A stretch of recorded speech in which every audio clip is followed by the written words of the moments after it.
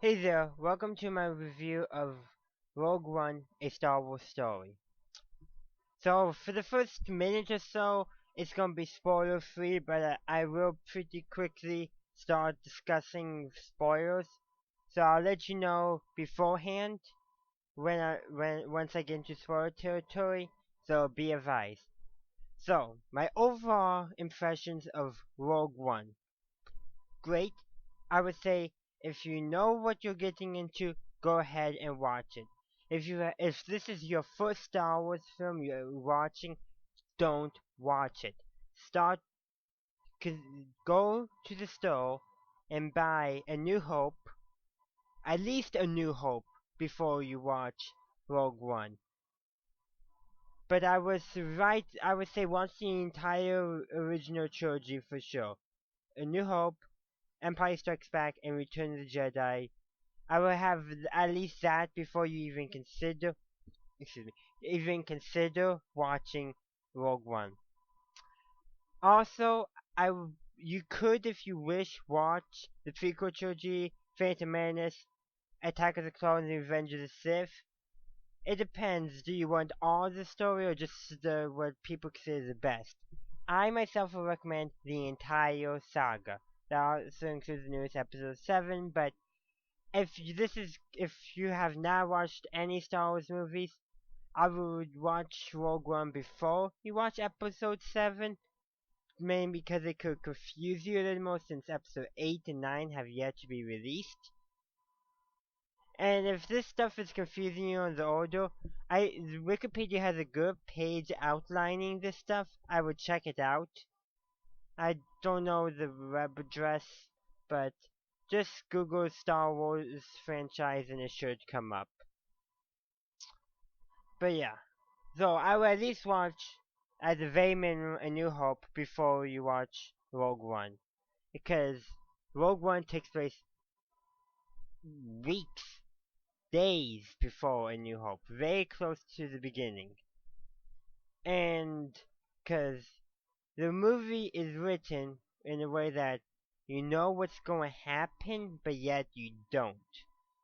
So it's kind of important that you know what happened after Rogue One in order to understand what's going on in Rogue One.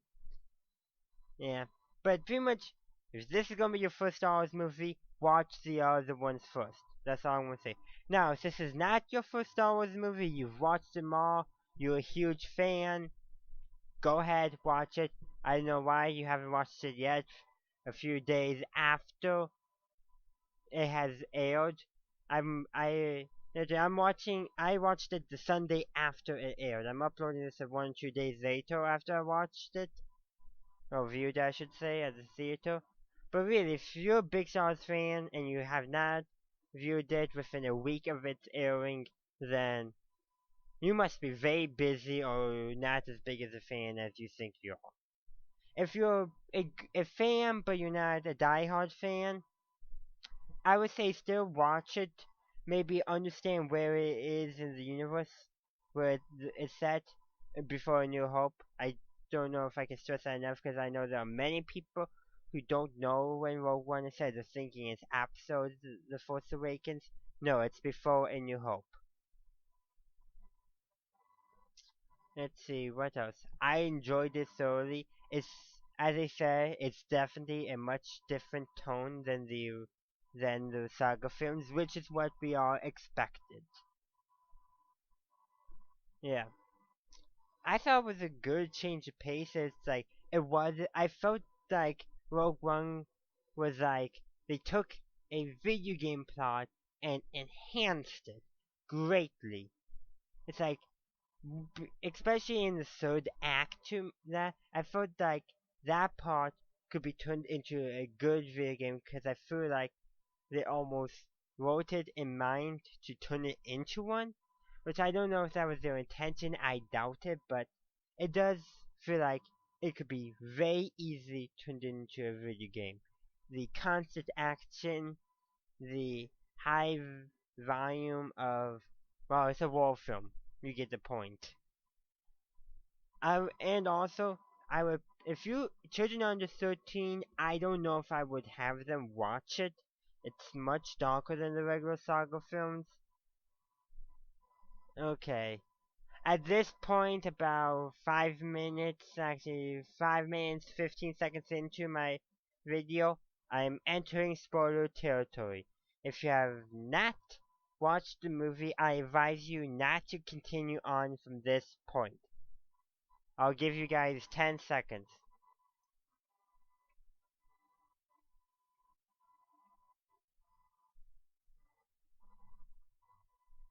I lost count, but it's about 10 seconds, so if you have, so last chance, if you're in spoiler territory now. Okay, so Rogue One opened with no title crawl. I don't know if you would consider that a spoiler, but I consider it, because I did not want to know for sure, even though I had a good feeling it would not. And it does very nicely to set it apart from the rest of the film, or rest of the saga. I did like that they still included a long time ago in a galaxy far, far away. That is essential any Star Wars movie. If they don't have it in a Star Wars movie, it's not a Star Wars movie, in my opinion. Some of you guys may agree with me. Let me know down in the comments below. So now we're going to get more into the deep spoilers.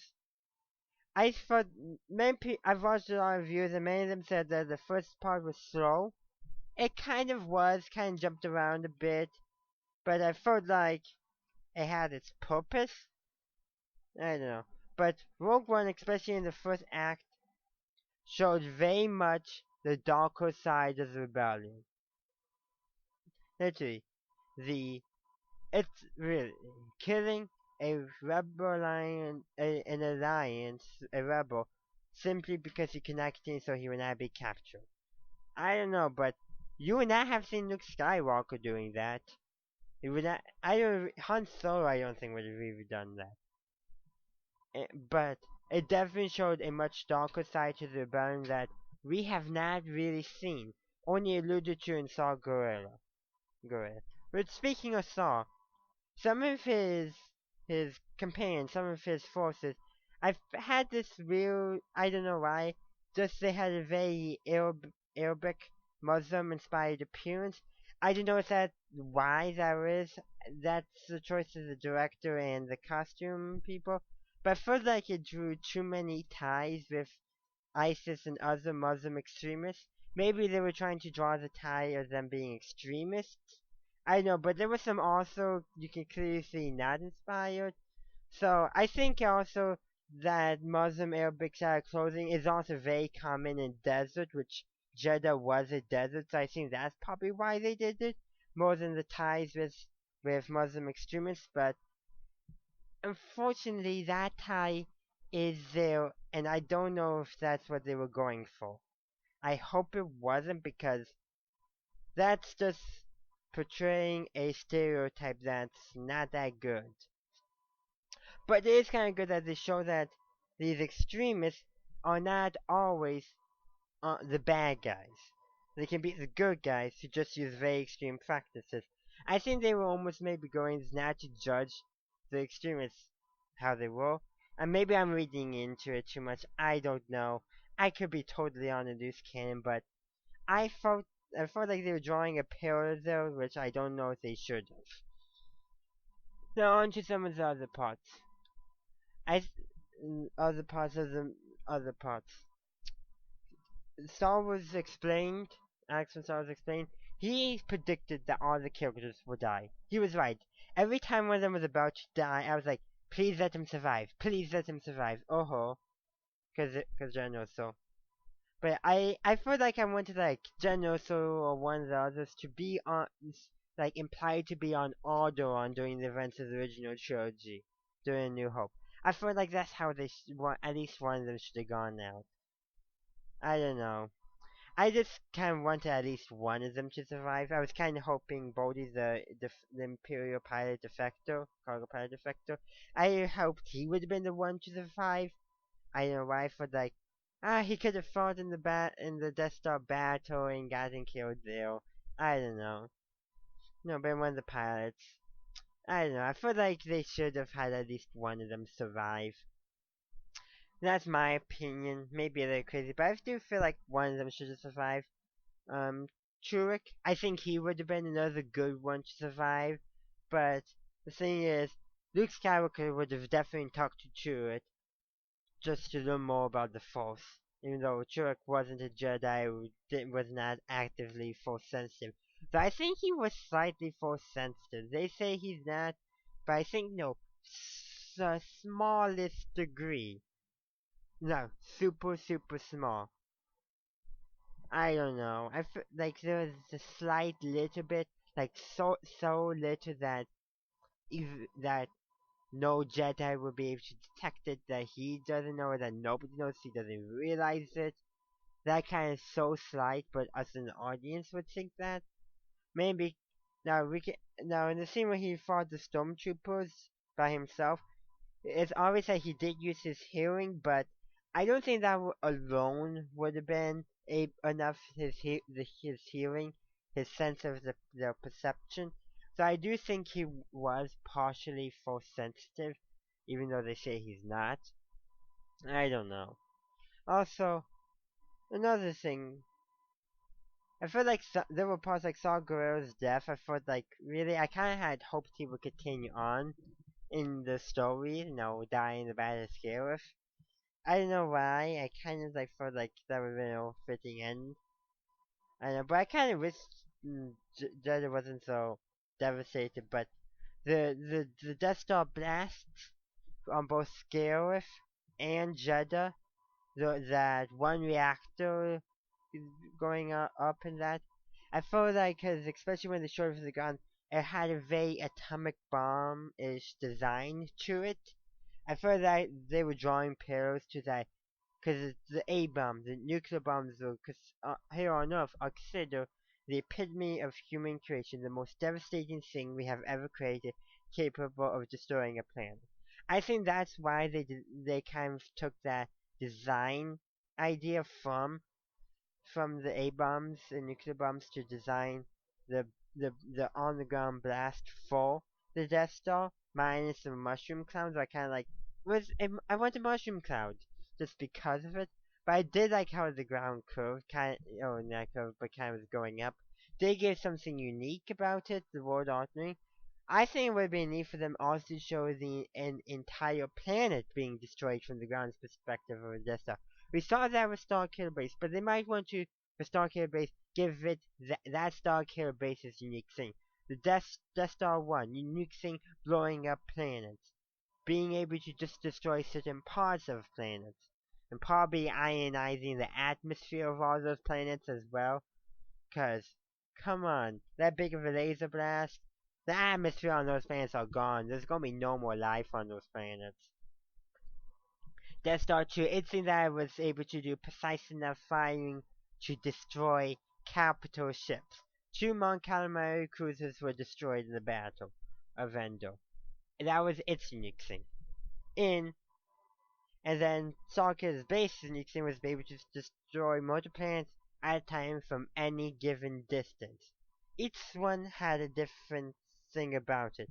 Maybe I'm going on a tangent. And also, I just wanted to add on my thing that from a storytelling point, repeating the Death Star essentially 2 extra times after A New Hope was like, why? But from a military point, it made sense. I know this is kind of getting off track from the Rogue One story, but it does delve into, hey, the Empire invested about 20 years in building this awesome, huge, humongous battle station capable of destroying a planet, and then the rebels destroyed it. Well, what do? You redesign it without its major flaw that was put in there by accident. Spoiler, by one of the designers, Genosso's father. He put that in there just as a weakness. Well, what does the Empire do? They decide to build another one without that weakness. And well, it pretty much worked. They built the laser first so it would be better defense and then lowered the rebels into a trap, but they were overconfident and that's why they lost.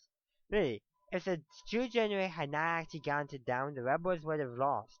And it was close. Not as close as Yavin, which was very close in the New Hope. seconds. And then Starkiller Base. Well, they made this arrow. The Empire made this arrow by allowing an arrow to be slipped in, but then they fixed the arrow in here, but they leaked it prematurely because they wanted to trap. But this is what we're going to do. We're going to eliminate all the arrows and show it off by actually using it. I know literally, it's from a military standpoint, it made sense. The different levels made sense militarily. Maybe not storytelling, not from a point of a plot, but from if you were a military general and well, I'm just going to use maybe some bombs. The B-29 failed because there was a small hole. Let's close that hole. We don't want that hole now. Now it does not fail. But we accidentally revealed it in advance because we wanted a trap. Doesn't work. But it failed miserably. So, the B-55, I don't think that's real. I don't know. I could research, but nah, bother. I'm just making it up. We say, okay, we're not going to leak it as a trap. We're just going to design it fully and then use it. We won't let them have any clue of it beforehand. And really, in Rogue One, the rebels would never have known about the Death Star and its potential weakness if it wasn't for Gin and Deacon telling Bodhi to deliver a message to Saw Gerrera. It made sense, really, if you are strictly thinking it's a story, why are they rehashing it? You gotta think, well, why would the characters inside of it want to redo it? You can't always ask these questions from a storytelling point of view. You gotta ask some of these from an in-universe context. Why do you think the Empire keeps on building super people, in America? We built a bomb, we used it. No, we wanted more, so we built more. Naturally, we did it. It was part of the nuclear arms race. No, there was no super weapons arms race in Star Wars, but still, the first one got destroyed, so they built a second one and decided to use it for a trap. I'm going to rehash this so much, so I'm just going to move on. I think you get my point. Military made sense. Think of it from any reason. But other parts, I think it was one of the main interesting, Cassie Ando's death I thought was kind of interesting because I presume we all saw he died when he fell down the shaft in where the Imperials keep all their data. Then he comes back to save Jen in just the nick of time. That was kind of almost more of a Hail Mary kind of moment. I could be off in my assessment, but no, the Luke Skywalker firing the attack on the first Death Star, that was a Hail Mary pass. But him just showing up, I was like, oh, he survived. Maybe two of them are going to survive. It's like, no, they get destroyed when the Death Star, die when the Death Star fires. Sorry, I've been speaking a lot. So I was also saying they went to sit down the end of the beach. Couldn't they have found a fighter and flown out? I think it would have been neat, because I feel like there was some bonding between them. Almost romantic bonding. Them just flying off into the unknown, not to contact the rebellion again. I think that would have been so neat. And that would have also explained why they were in the original trilogy. And it would allow them to then pop up in the sequel trilogy, potentially. I know, that could be interesting. And then K2SO. He had this kind of a dry humor it's funny because nobody in the movie thinks it's funny, but yet we all think it's funny. It's a dry, sarcastic type. It's almost like I don't know much about German humor, but K2SO's humor I think is very similar to German humor, more of a dry humor. You wouldn't think it's like when you hear it, you don't think humor, but it's funny. It's like, no, it's humor, but it's not. It's very dry. The person is, I don't want to, it's hard to explain, but I thought it was a dry, sarcastic type, the kind that makes good it makes sense in a war movie. Yeah, well, I was gonna say. I thought it was neat to introduce another Mon Calamari not Captain, Admiral. Kind of good not to introduce Admiral Akbar, but I would love to know how he got involved in the rebellion. Maybe that could be I don't know. I'm gonna be creating a video of what I think would be potential good standalone movies other than Sarge films, and I think maybe when but how Captain Akbar came to join the rebellion would be a very good idea. I think it would be a unique story that would, because I feel like the anthology films need to still somehow connect back, and yeah. Now onto some of the Easter eggs I've heard about, because can't really go too much in. I'm going to talk about the end at the end of my video. So yeah, so Easter eggs. R2D2 C-3PO. I was hoping they would show up. How they did was like, I don't know, because how some of the things CPO says, let's say let's say do selective mind wipes of his memory circuits very often, which would be kind of sadistically cruel. I don't know, but it would kind of make sense. They're owned by Bail Organa and such as Captain Antilles of the Tentative Foe, or Tentative Foe, I'm not sure which. I call it the tentative foe. So yeah. So it kind of would make sense that they would be there. Kind of off, but it kind of hits was like, oh, they don't know. They're going to scare us? They don't tell me anything. And not sure Texas, I would see CPO said, and then R2D2 beep something. But yeah, it was kind of nice to see them. They could have easily just as appeared near the end on the tentative foe. That would have been another good way to include them, perhaps a better way, but it's not a terrible one. And apparently Chopper from Star Wars Rebels is there also somewhere in one of those scenes on Yavin 4. So we know at least one character from Rogue One survives. And Harrison Judah may also survive because I've heard that I didn't hear myself, I didn't catch it, but many people heard that they heard when they watched the movie that over the intercom and on the base, someone was calling for a genuine Syndulla. So that's either Hera or her father Cham. Either one of them, but it's probably Hera, just because I don't think Cham will actually leave right off. He will continue fighting there. That's my opinion, but I personally believe that it is Hera. So we know at least Chopper and Hera survive through to at least a New Hope, and that's one their ship was one of them that got destroyed in the Battle of Scarif. But I think that they would have jumped out because I also have my theory on how Rebels should end. I'll be making my own video about that. I'm going to be creating a lot more Star Wars content coming up. But some of the other more Easter eggs I saw or I've heard about. What else was there? Not too much actually that I noticed right off the bat. Oh, what? Uh, I mean, I did not. I'm not good at spotting Easter eggs. Excuse me. Sorry. Now you gotta drink water or the talking. But I'm not good at spotting Easter eggs, so it's kind of hard to say if I saw any. Cause I only saw probably the biggest one.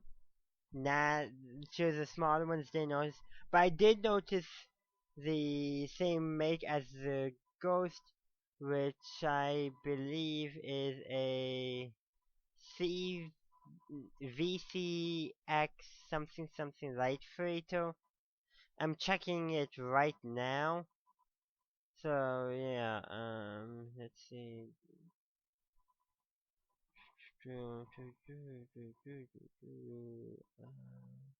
Where is it? Okay, it's a VCX 100 light freighter, and according to Wikipedia, it is actually the Ghost from Star Wars Rebels. I think that's actually kind of neat. And I'm just looking at the Wikipedia site, and also a Barakto class gunship also appeared. I thought I saw something very similar to it. For those who don't know, excuse me, it made an appearance uh, in the Battle of Endor in Return of the Jedi. I thought, like, could that be that one gunship from the Battle of Endor? Because I couldn't remember the name. And Brahatok. I might be pronouncing that wrong. But yeah, apparently it has also appeared in Rogue One, and I thought it might have when I saw it on screen. So I thought that thing I think is an Easter egg. And then the Mon Calamari cruiser for that captain, which I forgot his name already. That's kind of bad, but it's an MC-75. The other ones you see in the are the MC-80, which are much better military design than the MC-75. In Legends, the Mon Calamari capture ships are actually converted passenger liners, and I think the MC-75 is directly paying homage to that, and how it's designed does not seem very suitable for combat. But when you think the Rebel Alliance needs many different types of ships that they will convert passenger liners, and I think the MC-70 are clearly. I don't know too much about everything and what's because the canon is being still fleshed out again. But yeah. Admiral Radis, that was the Mon Calamari Admiral. And also, you may have noticed what was it? It was that big road transport. According to Wikipedia, I'm seeing what it is. It's a HCVWA9 turbo tank. That if I'm that also appeared in in Revenge of the Sith during the Battle of Kashyyyk. And for Rogue One, it's been converted into a prisoner transport, which is kind of neat. Also, let's see, I don't know. There's a lot of other things. Some new blasters, of course, appeared. But I'm getting kind of off topic. But yeah, I can talk about Rogue One and see. I liked how they introduced some new grenades. It's like, oh good, some more than just the standard stuff. And one thing I'm gonna be going on to the end scene, but I got a few other things to talk about. The X-Wing squadrons. You had Blue Squadron, Red Squadron, and then the Y-Wing Gold Squadron. Red and Gold Squadrons appeared in A New Hope. I want you to talk about Blue Squadron. Originally, George Lucas wanted Red Squadron to be called Blue Squadron, and I think they're paying homage to that. That and sorry about that. I lost my train of thought.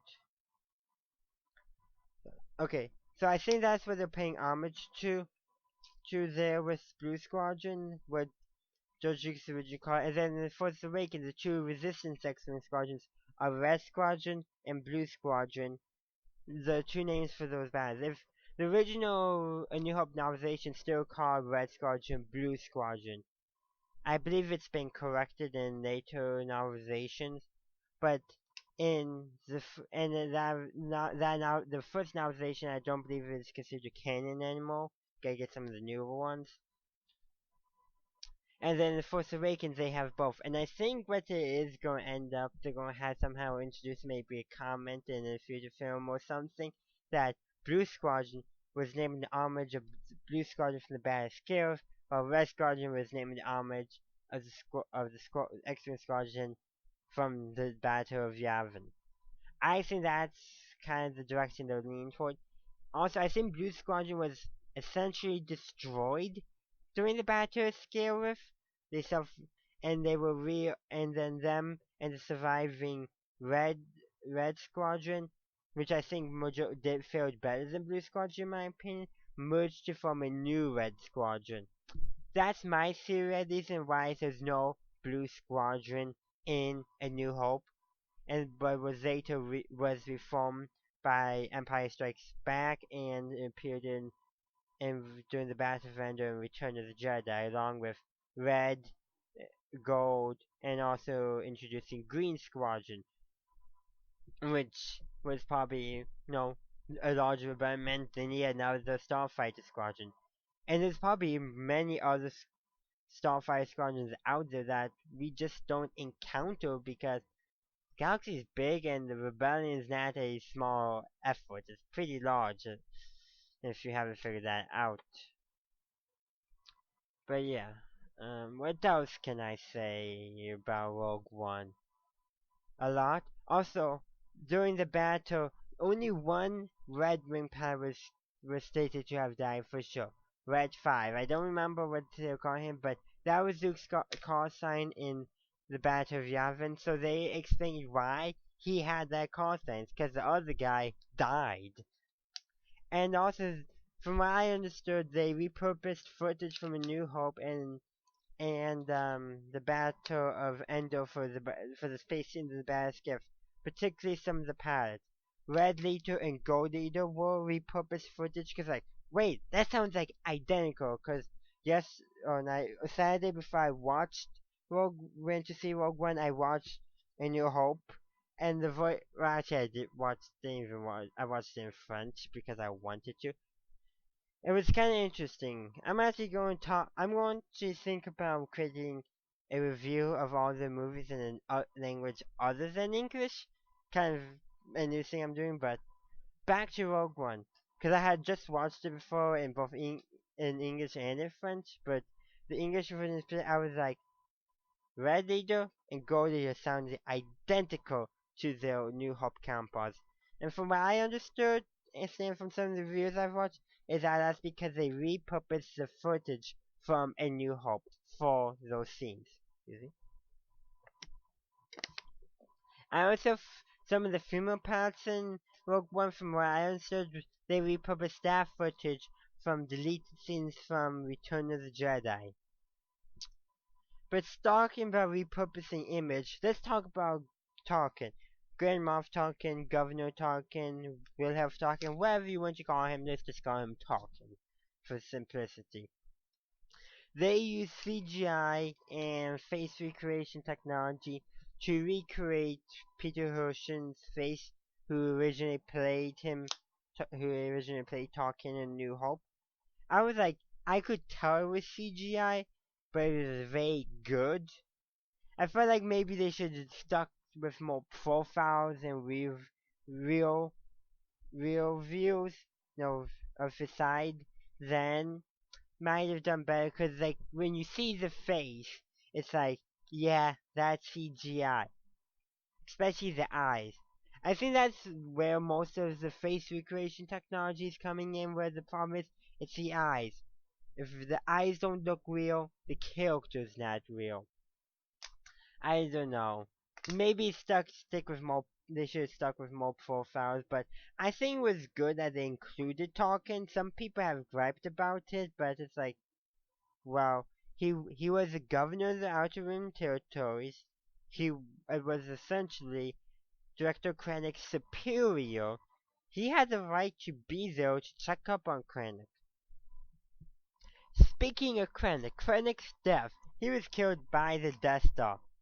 Ironically, I kind of was hoping he would be like, he failed to keep the plans out of the rebels, and before Darth Vader went off to go after the Tantive 4 and the plans, he was like, Krennic, you have, I'm actually going to try to say, Krennic, you have failed. I probably that horrible, but say that, and then like, and just cut him in half. Or just force choke him out the airlock. I don't know. But I thought that would have been a neat end to his character. It was like, and Tarkin was just standing there like, and like, he's being force choked. Krennic looks out to Grand Moff Tarkin, and Tarkin's like, what, what, why are you looking at me? You failed. And then he's thrown out an airlock. Because except for in one episode of Star Wars Rebels, nobody has ever been thrown out an airlock on purpose. Only by accident. I think that would have been neat to see some activity and Darth Vader just while force choking Director Krennic, throwing him out an airlock for his failures. I think that would have been cool. But now speaking of Darth Vader, he was only in 2 scenes. His scene at his fortress or palace with his red guards, and then at the end. I'm going to talk about his first one when we see him in the Bacta tank. I think, because he was severely burned by lava. It was not like he stuck his hand in a bonfire for 5 minutes. No, he was sitting essentially in lava. That stuff I'm sure does not heal easily. So he's, slowly recovering. But for all we know, it's not back there. It's something that actually makes the pain worse to give him more powerful in some weird Sith practicey thingy. Probably not, Sith custom. Gives more pain. That's why it's on Mustafar if you didn't know. What else do I need to say about Rogue One? I could say a lot, really. But suffice it to say... Oh wait, I forgot. Let me talk a little more about Vader first before I end my video. Also, I want to say, Darth Vader's aide, helper, what you will call them, that let him know that Krennic was there? If any one of you says he's Snoke, you're wrong. I know he actually had some looks similar to Snoke. Actually, he could be Snoke, but I don't think he's Snoke. But that would be a neat thing, but he's not gonna be Snoke. Snoke is probably gonna be a new character who's lived in the unknown regions since before the Empire was formed. That's who Snoke is gonna be. It's not gonna be that the Darth Vader's aide. It just won't be. Maybe that aide will go and be Snoke's right-hand man besides Kylo Ren and General Hux, but I don't think that's gonna be Snoke. He's too short, mainly. Okay, in the second, kind of the pun, a forced pun, if you get it, forced pun, never mind. But yeah, using the force, he was pun on the choke, a forced pun. Okay. It doesn't sound as good when nobody searches that fast as with me. But it is kind of, but it's like, some people thought it was cheesy from my understand, but it's like, yeah, go ahead. Darth Vader's probably kind of bored. He probably gets bored just sitting in his fortress, dwelling on his pain to give him more powerful. Not more powerful, to be more powerful. It's like some days he's probably like, let's see, I've forced choke on our Imperial officers. What should I say next time I do it? Choke on words? Well, I could say perhaps he's choking on his own words. Or something like that. That could work. Especially if I'm planning on letting him survive. That does not sound like Darth Vader, but I would like to think that's his internal dialogue where he's talking like, yeah, I'll do that next time, kind of thing. Like, show that he has a slight sense of humor to him. A dark sense of humor, especially. Just to show that, hey, he's a bad guy, but he's but he gets bored and has to entertain himself somehow. Darth Vader, the newest stand-up comedian in the Star Wars franchise. That'd be funny. But it's not gonna work. Couldn't work. Be kind of interesting, but I think it'd be fun, like him, he sits around like, oh, what can I say when I force choke people? Vault youth, you have failed me for the last time. Well, I was gonna say, you have failed me for the first time? Only works if they failed me for the first time. Things like that. That's probably just what Darth Vader thinks about what he can say when he does his actions. Like, he probably gets so bored that when there's no Jedi to fight or no rebels to defeat that he has to do something. And let's talk about his last scene when he first appeared, right after the rebels downloaded the plans onto the disk and started passing like, open up the airlocks, and then you hear his breathing and like, that's my imitation of a lightsaber sound, by the way, just illuminating him. It's like they're like the rebels like feel on their faces like fire, open fire, and just firing, and like he's like no, the one's like banging on the radio, open up, like just take it, and then Darth Vader, stabs him with his lightsaber going through the door right as it opens. It's like, come on, that's like, and then you keep on running, like, okay, we got it, close the air, okay, let's go. It's like that was a very action-packed scene, and I felt like they should have extended it a few minutes. Not just him like the last couple corridors, but like no, he's chasing them down. No, soon, like halfway across the MC-70 Mount Calamari cruiser, just chasing them down, cutting rebels down, slashing at the bulkheads, just wrecking the place. Being Darth Vader, being an OP Darth Vader incapable of defeating. Kind of like Darth Vader in the original Star Wars Battlefront game from 2004. You could not defeat him unless you were on the best spin platforms. Or Renvar Cathedral map. Those two maps like the only two maps you could defeat him because you can knock him off the side of a ledge and he'll fall. Other than that, he was unbeatable. And that's what he was like in here. An unbeatable killing machine. And then, of course, on the Tantive 4, the rebel troopers are going and you go to the bridge. I was like, that's Princess Leia. She did not even need to say anything. No, the other, oh, no, although they should not have shown her face. They wanted to show off their technology. They did it with talking. They don't need to show off that again. All they need to do is have the actor stand there so we don't see the face. Maybe the rebel soldier comes up. She removes her hair thing, covering her hair so we can see the buns.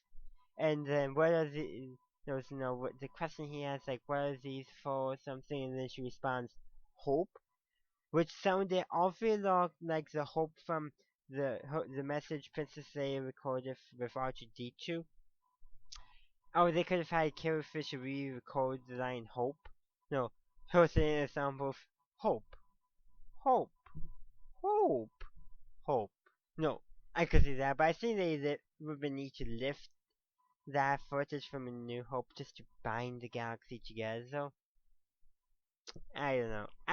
They didn't need to show Princess Leia's face. I think just seeing her hair buns would have been enough. And that could have been another good area to put in the R2-D2 C-3PO cameos, like on the Tantive 4, just a rebel soldier running by, and he says, oh my, gets bumped aside and says, oh my. Somebody else suggests that might have been better, but both places would have worked out just fine for R2-D2 C-3PO cameo. Let's see, R2-D2 and C-3PO are the only characters to have been in every single Star Wars movie.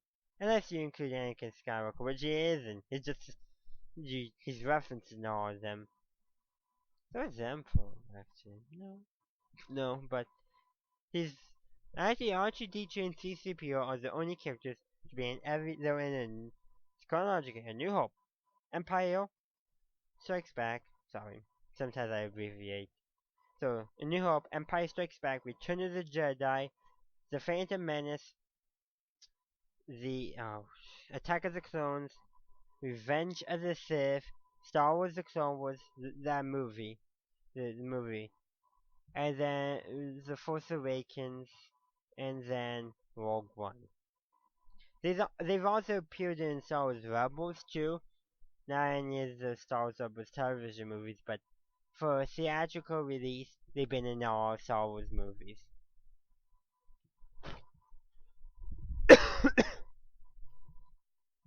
So yeah, conclusions.